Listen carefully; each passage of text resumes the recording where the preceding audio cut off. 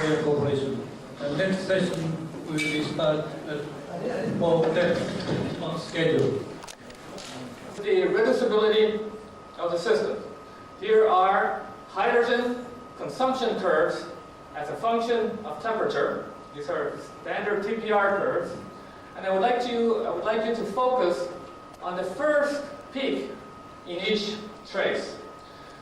These peaks occur in the temperature range of catalytic reaction. There are other features at higher temperature, but those represent reduction to lower oxidation states, including the metal, and are completely irrelevant to the oxidation catalysis that I'm talking about here. As you can see, the moly and titania sample has a reduction peak, a first reduction peak at the lowest temperature, followed by alumina, followed by silica, and followed by unsupported moly oxide. And this follows the trend in activity that was observed. This has been used by others to explain the reactivity difference in terms of the moly-oxygen bond strength. But clearly, this is an insufficient explanation. It doesn't explain, for example, why the activation energies are the same. One would expect different activation energies in that case. There is a relationship, though, and that is to the reducibility. If you think about it in terms of electron acceptance, and I will come back to that. Next slide, please. We have carried out extensive kinetic measurements, partial pressure effect measurements, of the reaction, and we have obtained the following experimental kinetic expression. The reaction is almost first order in ethanol, slightly negative order in water, and slightly positive order in oxygen. And we have modeled the reaction using chunky and spherical non-uniform surfaces, and with one parameter obtained this theoretical expression, which fits more or less well. Now, our results are consistent with the following set of steps.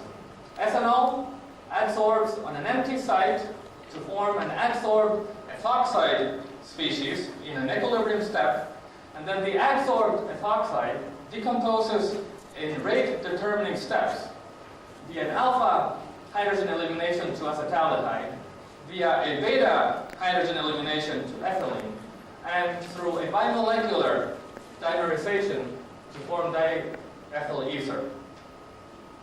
Next slide, please. To check this mechanism, we carried out isotope effect measurements on the silica, alumina, and titania samples, and here are the results. When deuterium is substituted for the hydroxyl group in this column, the ratio of the rates for the hydrogen and deuterium containing molecules is very close to 1. This is exactly what you would expect if the first step to form the ethoxide is equilibrated. The numbers are slightly higher than 1 because of an equilibrium isotope effect. Now, if deuterium is substituted in the methyl position, we observe an increase in the ratio of rates consistent with CH bond breaking in the beta position being rate determining. And if we substitute deuterium in the methylene position, again we see an increase in the ratio of rates consistent with alpha hydrogen elimination being a rate determining step. So all these measurements are consistent with the proposed sequence that I showed you with an equilibrated first step. And it appears that the same mechanism holds on all three supports. Next slide. So let me remind you of the previous results. We had found that the reactivity was higher with moly and titania than on alumina and on silica.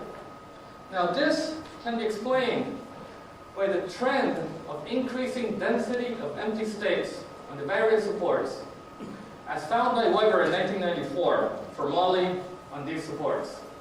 We found this order, the same order. Now let me explain to you what this means. Next slide, please. We'll concentrate here on only the first 4 lines. The bottom just contains some definitions. we saw, the rate is larger on titanium than on alumina and on silica.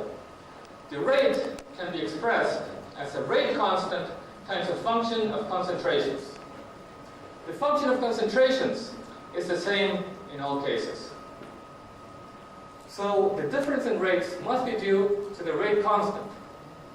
The rate constant can be divided into a pre-exponential factor and an activation energy term.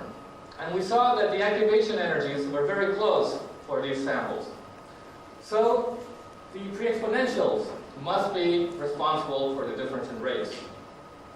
The pre-exponential factor can be further separated into the universal frequency kT over h times the ratio of partition functions for the activated complex and the reactant.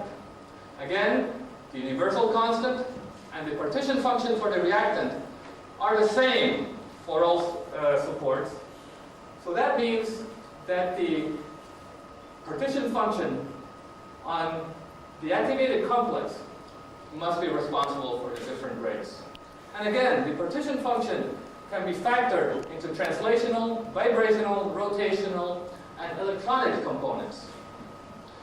The mechanism being the same, involving the same ethoxide intermediate, the translational, vibrational, and rotational contributions must be approximately the same. That leaves the electronic partition function as responsible for the difference in rates. Let me give you a picture of what this means. The next slide, please. Here is shown a standard potential energy diagram, except that I have drawn in a second coordinate. Can you focus that a little bit? Thank you. The activation energy remains the breaking of a CH bond. But what is shown here is a number of electronic levels of the activated complex that are able to accept the electron or electrons associated with a hydrogen atom during the breakage of that bond. The activation energy is invariant, but the probability of the CH bond breaking depends on the density of energy levels that are available to accept the electrons. Now, this idea is really not new in oxidation catalysis. People have suggested in extended oxides that the conduction band would be available to take electrons, and that electron transfer there could be limited. This is exactly the conduction band, except for a surface molybdate complex. Next slide, please. Let me now turn to some other aspects of the mechanism. The kinetic results indicate that an ethoxide is involved. Next slide. We have carried out in situ laser Raman experiments at reaction conditions, and we have been able to identify the ethoxide species. Now, there's a lot of information here, and I don't have time to go through everything. We have the silica spectrum. The spectrometer is very sensitive, and we can see gas phase, oxygen. We see the moly oxide. And then when we admit ethanol into the reaction system, we can see new peaks developing, and we have been able to assign all of those peaks to two types of adsorbed ethoxide. The peaks differ somewhat from those of liquid ethanol. I will not go over the exact meaning of these peaks. Next slide. What we have done, though, is we have integrated the peaks due to ethanol to establish a coverage scale with full coverage defined at the lowest temperature and the highest pressure. And we have been able to measure rates and coverages simultaneously during reaction. And here are the summary of the results. Let's take one of these lines.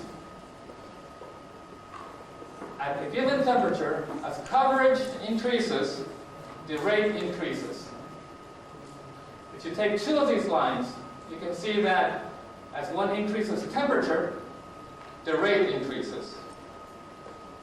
And finally, taking all three lines, you can see that as temperature decreases, coverage increases, going in this direction.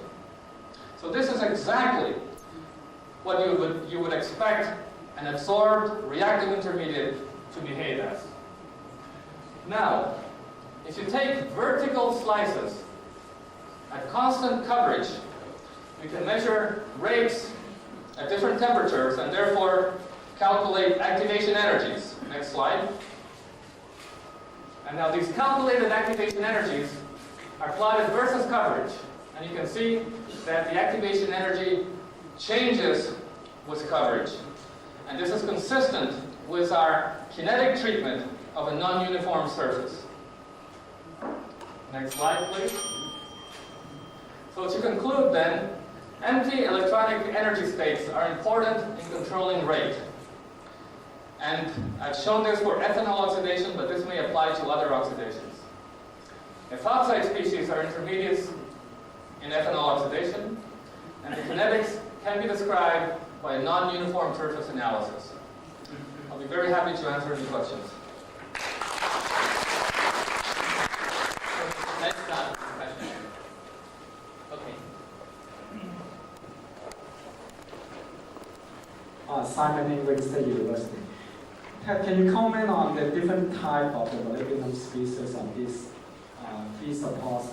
I think from my previous work, I think it shows, titanium, and we have more tetrahedral coordinated species, and silica that we have more tetrahedral. Will that also contribute to some of the differences in the reaction, the activity that you observe here? The most recent work by Israel Wax, I think, shows that the species on titania are octahedral.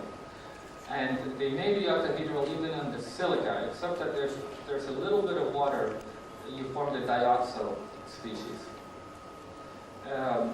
There is an effective structure.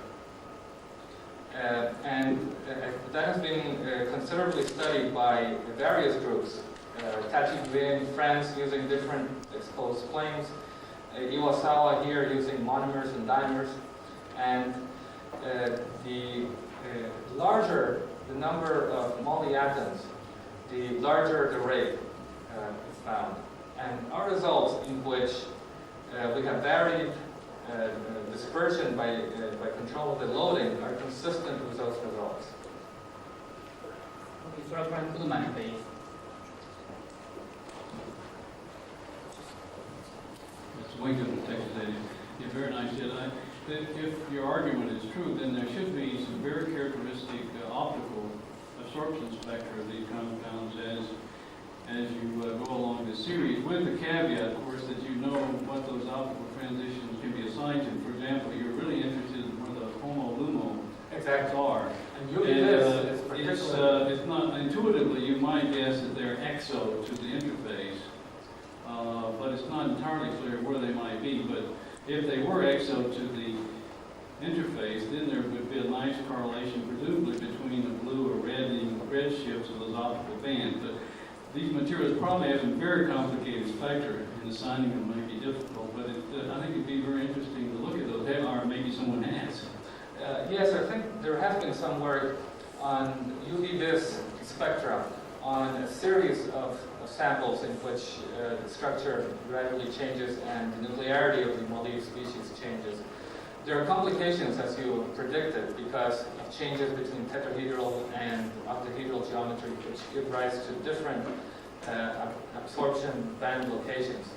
But I think that our results are consistent with the possibility that electron transfer to unoccupied states is very important. The key would be, where is the homo-lumo transition localized? Yes. Is it localized in a chemically accessible part of the interface, or is it at the interface itself, hidden interface? If it's at the buried interface, then it's a ligand effect, an inductive effect that's going to affect the transition state to an electron donor acceptor. But if it's actually out here, then I understand your question. partitioning Yes. theory is okay. It's whether it's a support portion, or the, say, moly oxygen double bond portion. Yes, indeed. Correct question? Coming from the pool?